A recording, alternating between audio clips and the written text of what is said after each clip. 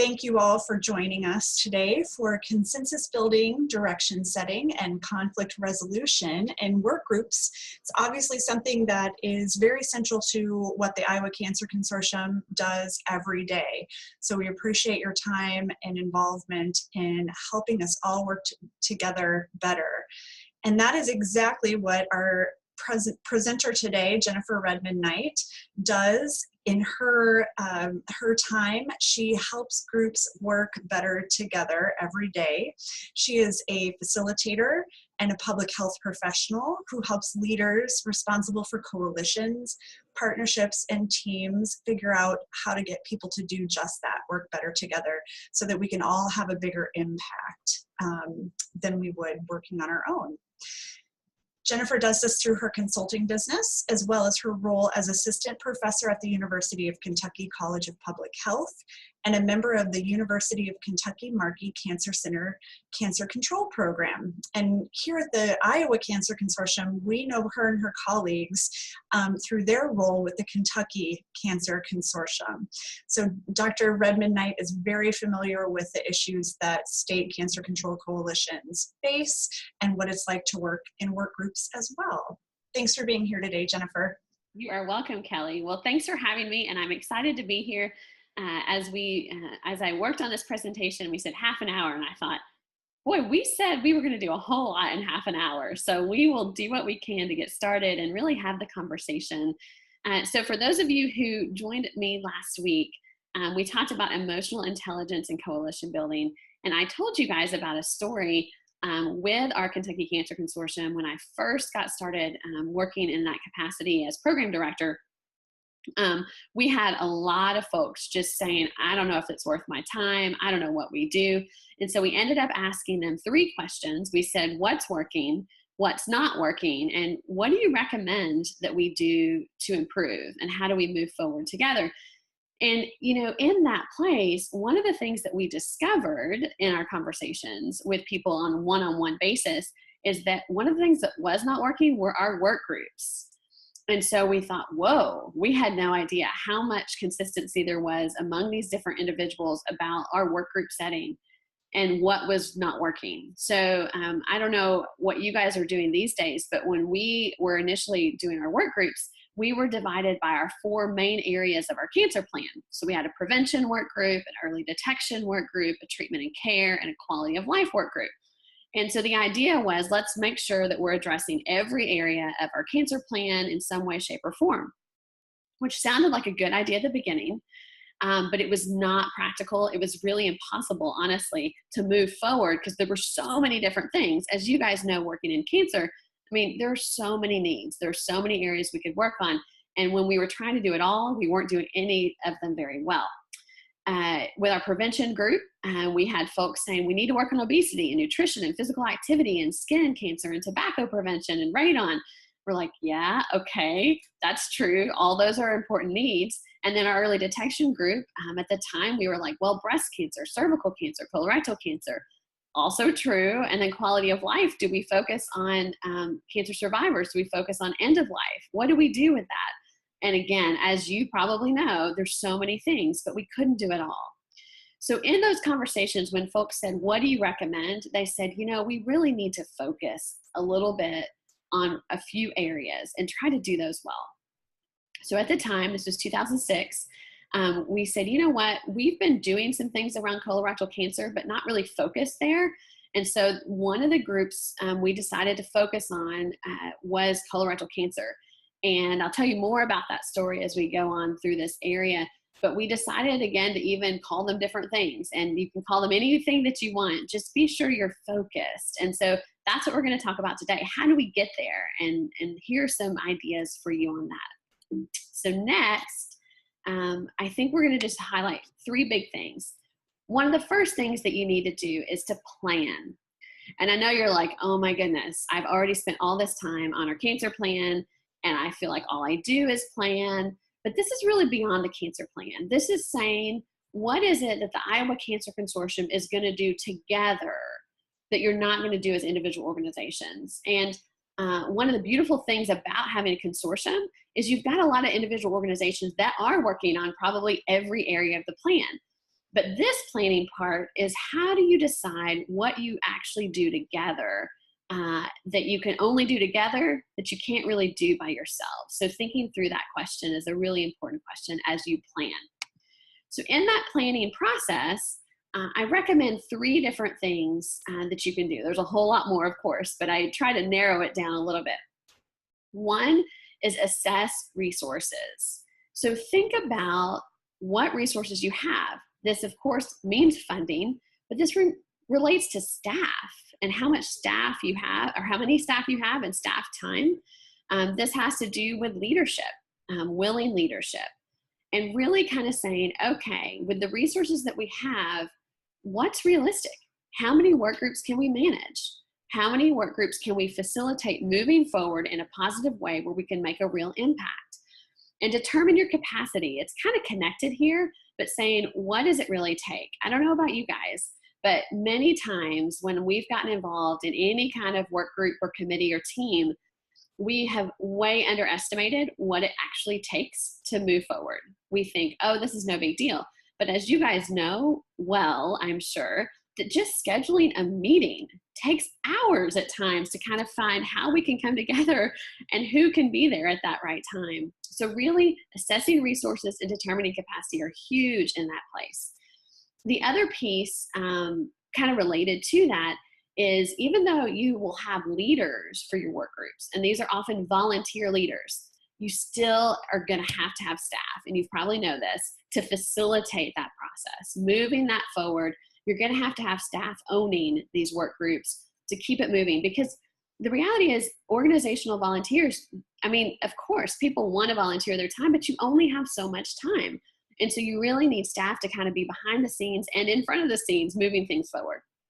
The third piece, a part of the planning, is really developing criteria for selecting your priorities. There's so many things you can choose. And in the next slide, I'll give you an example of several of those. But you really need to decide for the Iowa Cancer Consortium, and for perhaps your even individual work group, how are you going to decide what you're going to look at? So here are a few ideas. I love a good matrix. I love a good table, because I feel like sometimes you can see things a little more clearly in this table format, or in this quote matrix format. And I try to move beyond a 2x2 table, which I know is very popular, but sometimes that doesn't fully get to all the potential areas you could look at. And so I think this is also important to discuss openly with your work group, with the consortium, with whoever makes that decision. What are these kind of boxes for you? Several of them could relate and be very similar to this. It could be data. You know, what do you have data on? Where is the burden? What's going on? Which of the areas do you actually have evidence-based interventions that are available that you could modify and you could tailor to the Iowa population or specific populations? Where is their existing momentum? Where is their political will or not political will? Where's their passionate, committed leadership? Where's their funding, gaps or needs? You know, it may be that a lot of different organizations are working on an area just fine. So you need to be the area to fill in the gap. Or maybe there's so many different organizations working on an area that you need to be the group kind of bringing all those folks together so that you can collectively move forward. Where about staff expertise or capacity? Where are there health disparities? Where are there areas that you really need to focus? So these are a few to think about. Again, your list may look different, but you do need to decide what it is that's going to help you decide on moving forward. So the next piece, that is so hard, is prioritize. And honestly, this is not something that's a one-time deal. And this is not something that, you know, you have a 5-year cancer plan. Okay, we're going to prioritize one time. It's really something that you're probably going to want to revisit at least once a year. And Stephen Covey, as I brought up in the last session that I'll bring up again and probably again next time, he's got a lot of good wisdom on prioritization. His 7 habits, one of the habits is put first things first. So what do you need to do first as an Iowa Cancer Consortium? What do you need to do first as a work group?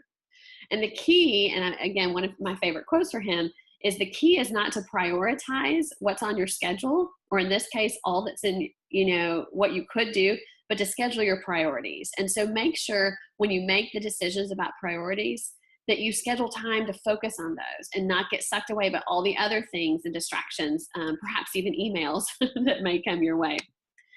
So in terms of prioritizing, I've got 3 ideas here on what can help you prioritize.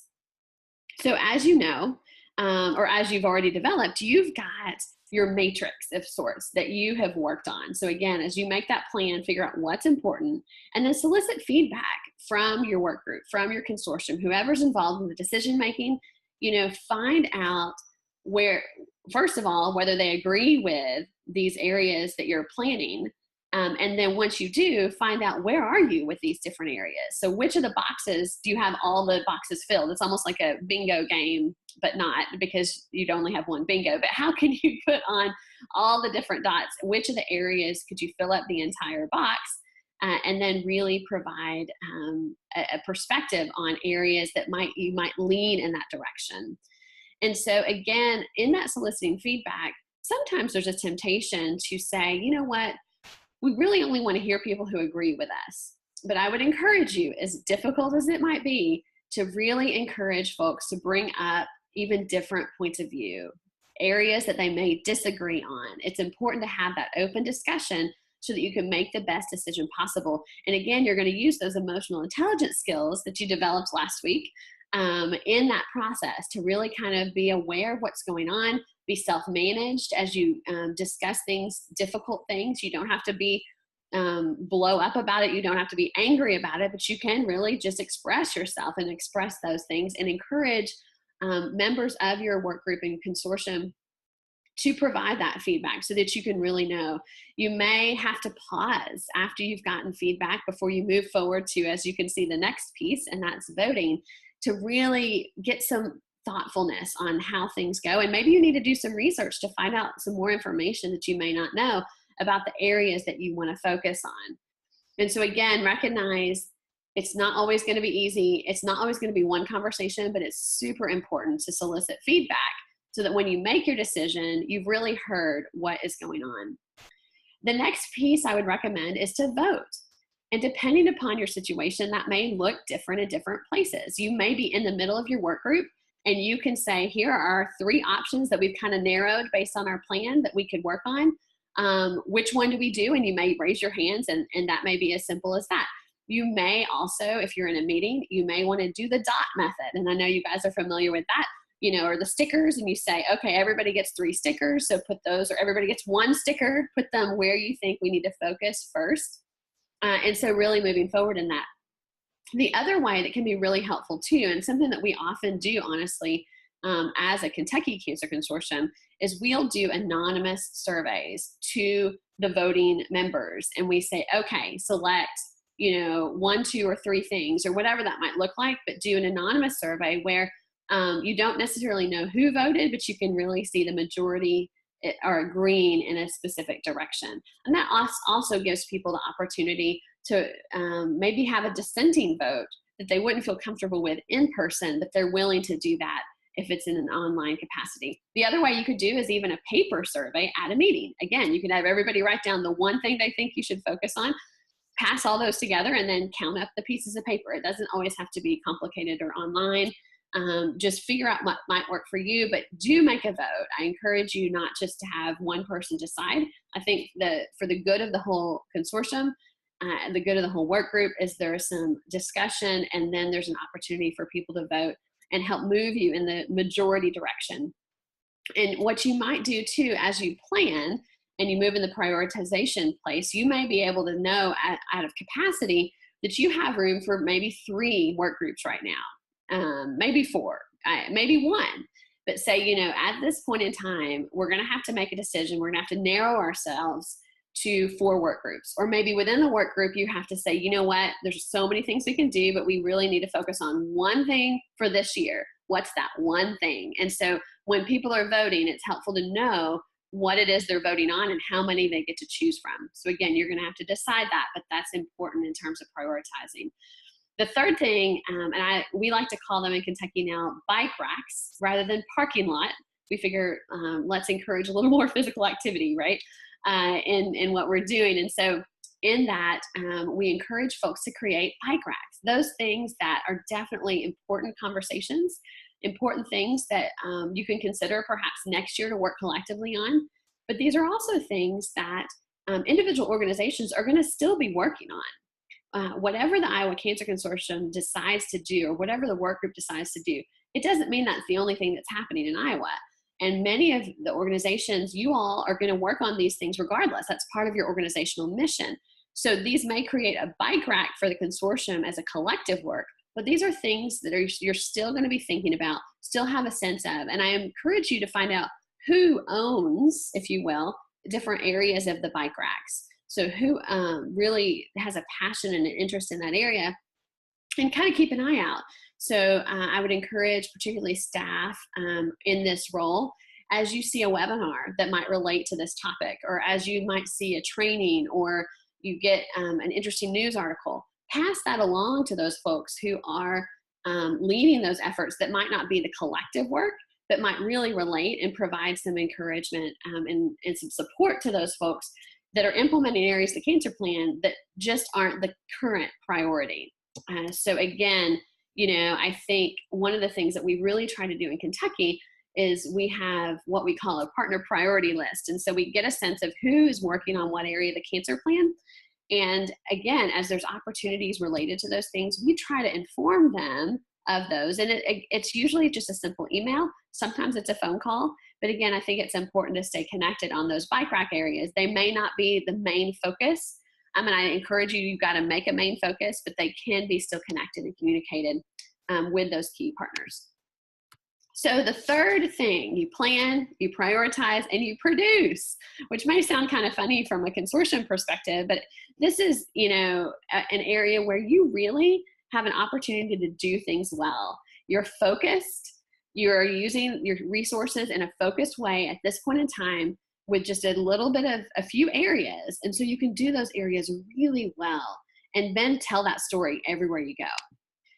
So what do you do as you produce? First, you show results. When you are able to prioritize what you're doing, you're able to also think about, and I highly encourage you to come up with how you're going to measure the impact of what you're doing. And I know for some areas, this may or may not be easy.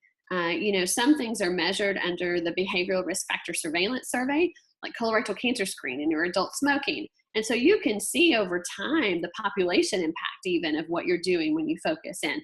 Other things like radon prevention and radon kits, and those who've completed their homes or mitigated their homes may be a little more difficult. But again, it's important to think about how you're going to evaluate what you're doing. And the evaluation doesn't always have to be just those huge numbers that are a little far reaching. They may be other areas in terms of showing results that, perhaps if you're doing some community clinical linkage kind of things, you've developed some incredible linkages, and these people are now working together and referring out new people. So again, think about when you're developing what you're doing in your plan, how you're going to evaluate that, and also think about what you're going to use. So one of the things I also love, and I also do for Kentucky, is I'm the lead evaluator. So I can get super geeky about the number of things we can look at. And that's lovely and that's fine. But the reality is, what are you going to use? What things are you actually going to tell the story with?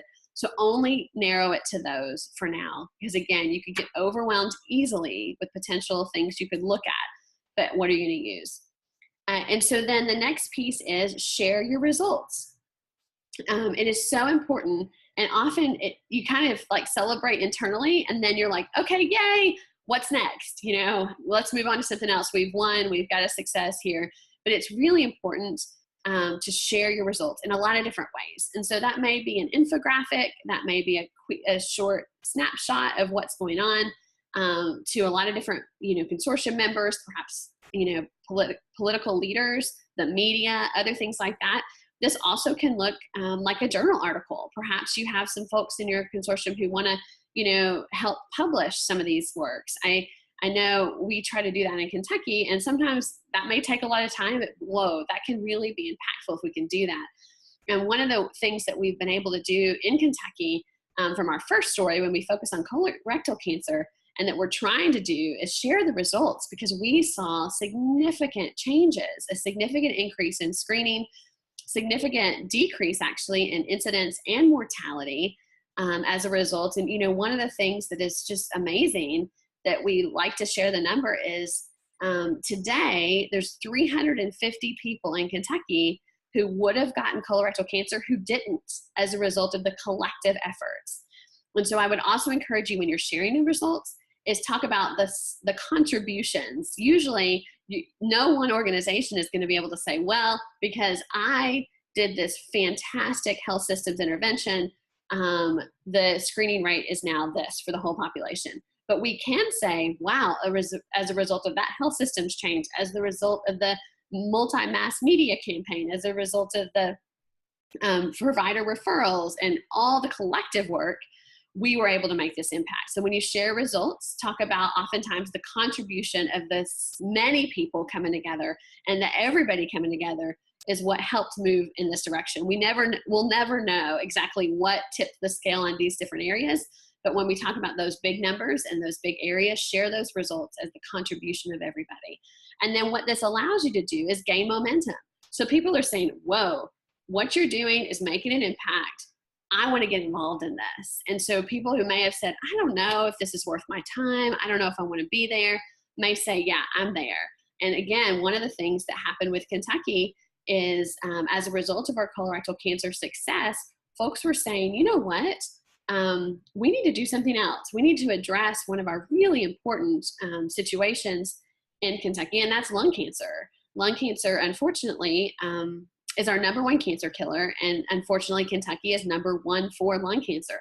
So it makes sense that we were doing that. Even back in the day, though, folks weren't ready to work on it. Folks were, even though that was still our burden story, the momentum was colorectal cancer. But now, the momentum, I say now, the past few years actually, has been lung cancer. There's now an evidence-based screening for high-risk folks. There's tobacco prevention. There's radon prevention. There's a lot of things, and that colorectal story gained momentum so that we can have an impact now on lung cancer. We've not left colorectal, although we scaled back what we were doing, but we focus now in a new way. And that's what happens when you're able to focus. You're able to continue to move forward and get people moving in a new direction. So I know I've said a lot in a very short amount of time, and we're almost out of time. How is that possible? So questions. What are some questions y'all have? Thank you so much, Jennifer. As a reminder, you can enter questions into the Q&A box or the chat box, and we'll make sure to get those answered. You can also raise your hand if you'd like to ask your question over the phone or computer. And we do have a really great question already from Kelly Hendershot. She asks, what recommendations would you have for sharing results when the results aren't that positive? Maybe attendance is lower than anticipated, or you are not hitting your delivery goals as anticipated. I know it's still important to share this info, but how do you then keep momentum with lagging results? Oh, that's a great question. I think you figure out strategically where you share them. So I think sometimes, with the lagging results, it depends on the story you have, but I would probably not share that with the media, and I would not share that openly with your decision makers necessarily, unless they're wanting to put a whole lot of money into it. And then you do share that so that you see, well, we've learned that this actually may not be our best investment. So again, kind of framing it will be important, but it's absolutely critical to share that with your work group and with your consortium. And then talk about, one of the things with that, if it didn't work, what you might need to do is find out a little more about why. So your next step may not be, let's abandon what we did, but it may be, let's investigate why this didn't work very well. So you may need to do some focus groups, or you may need to create some surveys, or you may need to do some key informed interviews that kind of get to know what's going on with that. And is it because it didn't work very well in general, or is it because the approach was different, or the recruitment was off, or things like that? So it might be, rather than moving on and saying, well, that didn't work, you might need to really ask why. Thank you. Other questions? Yeah, we'll pause just for a moment here to allow time for other questions to pop up. Oh, I see one. Hang on. We had one more pop up, also from Kelly. Yeah. Kelly asks, suggestions when a member of the team consistently expresses that they feel out of the loop, even though you do everything to keep them involved. Well, that's a really good question. I guess in terms of one of the best things is to sit down and have kind of a one-on-one conversation with that person to find out, and kind of back to the EI, seek first to understand and be understood, to try to get to know why they feel out of the loop. Is it because the topic area doesn't resonate with their work? Is it because they don't feel like there's a place for them in the work group, a specific role for them? So just really asking some more questions to get to know what might be going on, and are there ways that they can be in the loop. Sometimes just asking directly, what would be helpful to bring you into the loop? It may be that they are terrible with email because they're overwhelmed with email and they don't check email, and all your communications come through email. So perhaps find out, would it be helpful if we made a phone call to you when this was happening? Or is there a way that we can connect you in a different way? So again, I would just say one-on-one, kind of schedule a bit of time to get to know what might be going on, and ways that you can include them. The other thing is they may not be in the right fit. So it may be that they're in one work group, but their real passion, their energy might be best suited in a different work group. So it may be saying, you know what, I wonder if you might have an interest here. So connect with other people, or your other work group leaders, to find out if there might be a fit. So again, the first step though is going to be having a conversation to know what might be going on, why they feel out of the loop. Are there ways that you can connect them in other ways?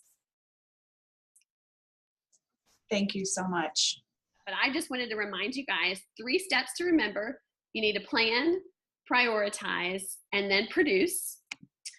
And then here's your action steps. I want to leave everybody with action steps each webinar, because I think it's helpful to say, what are we going to do? So this week, I want you to once again schedule 15 minutes. I know that was my question last time. And I really want you to reflect. I don't care where you are in the work group. You may be leading it. You may be a member of it. You may be a past member of it. But think about where your work group is now, or pick one of them. That you may be on multiple. Do you need to plan, prioritize, or produce? So where are you in those steps? What do you need to do? And then I want you to determine the next action step you are going to take, whether you're the leader or the member, to support the work group moving forward. It may be that you also say, you know what, our work group has seen its day. I think for now, we may need to become a bike rack and support other areas. So again, those are your action steps. Reflect, take notes, and figure out the action step you are going to take. And I would also love for you to visit my website to learn more ideas on consensus building, direction setting, and conflict resolution. Thank you. Appreciate that. And I will vouch, Jennifer's blog, if you sign up to receive updates from her blog, is full of gems like this. So if this is something that you're interested in and you want to know more, definitely take time to visit her website and sign up for her blog. All right. Thank you so much. We will do our best to get the recording out here very soon, and I hope you will all sign up for Jennifer's next webinar next week about online meeting facilitation tips and tricks. Jennifer, thank you so much, and I will put the survey link. I figured out why it wasn't showing up. Thanks to Lindsay for sharing it. I will put that in the chat right now. Please take just a moment to fill that out. Great.